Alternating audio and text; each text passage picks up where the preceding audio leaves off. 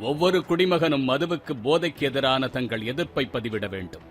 இந்த அரசு மதுக்கடையை மூடும், அந்த அரசு மதுக்கடையை மூடும் என்று இன்றைய அரசியல்வாதிகளை நம்பிக்கொண்டிருப்பது போன்ற முட்டாள்தனம் எதுவும் கிடையாது.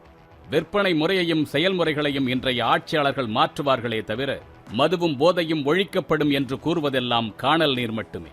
இங்குள்ள ஒவ்வொரு தனிமனிதனும் மதுவுக்கு எதிராக வலுவான எதிர்ப்பை, விழிப்புணர்வை முன்வைக்க வேண்டும். மதுவால் கிடைப்பது மகிழ்ச்சி அல்ல, அது தற்காலிக மனப்பிறழ்வு என்பதை உணர வேண்டும். தன்னிலை மறந்து சில மணி நேரம் இருப்பது எப்படி மகிழ்ச்சியாகும்? என்ன செய்கின்றோம் என்று சுய நினைவை இழந்து, நாக்கு குளறி, கால்கள் தடுமாறி, கண்கள் ஒளியிழந்து, ஆடை நழுவுவது கூட தெரியாமல் அறிவிழந்து நிற்பதுதான் ஆனந்தமா? இதைவிட ஒரு மனிதன் தன்னைத்தானே அசிங்கப்படுத்திக் கொள்ள முடியுமா? ஒரு பெண்ணோ ஆணோ மது மயக்கத்தில் நிலை தடுமாறி தன்னிலை மறந்து கிடக்க ஏன் பட்டப்படிப்பு படிக்க வேண்டும்? ஏன் பெரும் பதவியில் இருக்க வேண்டும்? மது போதையில் மயங்கி சுய நினைவை இழந்து தன்னைத்தானே கேவலப்படுத்தி கொண்டவர்கள் எப்படி மற்றவர்களின் மரியாதையை எதிர்பார்க்க முடியும்? ஒரு ஹைடெக் பாரில் சென்று குடிப்பதால் அது கௌரவமாகிவிடாது. கூட்டத்தில் பிக் பாக்கெட் அடிக்கக்கூடிய ஒருவனும் ஒரு ஆர்கனைஸ்டு கிரிமினலுக்கும் என்ன பெரிய வேறுபாடு இருக்கிறது? இரண்டு பேருமே கயவர்கள் தான். அதே போன்று சாலையிலே ஆடை நழுவி கிடக்கும் ஒரு குடிகாரனுக்கும் உயர்ந்த மதுக்கடைகளிலே தடுமாறும் ஒருவனுக்கும் என்ன வேறுபாடு இருக்கின்றது? இளைஞர்களே, இந்த மது போதை எனும் அசிங்கத்தை ஒருபோதும் நாடாதீர்கள். உங்களை நீங்களே அசிங்கப்படுத்திக் கொள்ள வேண்டுமென்றால் மதுவை நாடுங்கள். அறத்தமிழன் பேரியக்கம் மதுவை ஒழிப்போம், திரையை புறக்கணிப்போம் என்ற முழக்கத்தை முன்வைக்கின்றது.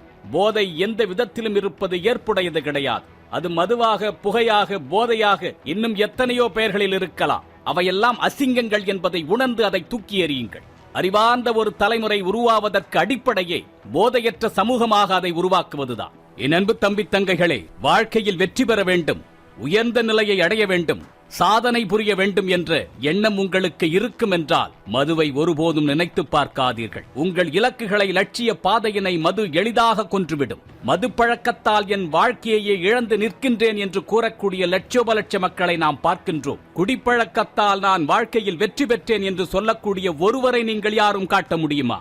எல்லாவற்றையுமே அனுபவப்பட்டுதான் தெரிந்து கொள்ள வேண்டும் என்ற அவசியம் கிடையாது. நாம் கண்கூடாக பார்க்கக்கூடிய எத்தனையோ மனிதர்களிடமிருந்தும் நாம் பாடம் கற்றுக்கொள்ள முடியும். மது பற்றிய பாடத்தை மதுவால் அழிந்து போனவர்களிடமிருந்து நாம் கற்றுக்கொள்ள முடியும். உடல் நலத்தை கெடுத்து, மானத்தை, மரியாதையை இழந்து, பொருளாதாரத்தை இழக்கும் நிலையை உருவாக்கும் மதுவை, புகையை, போதையை, பல்வேறு விதத்திலான அத்தனை போதைகளையும் ஒழிப்போம். மானத்தோடு வாழ வேண்டும் என்றால் மதுவை தூக்கி எறிவோம். அறிவார்ந்த தலைமுறையை உருவாக்குவோம். உட்கப்படார் ஒளியிழப்பர் எஞ்ஞான்றும் கள்காதல் கொண்டொழுகுவார்.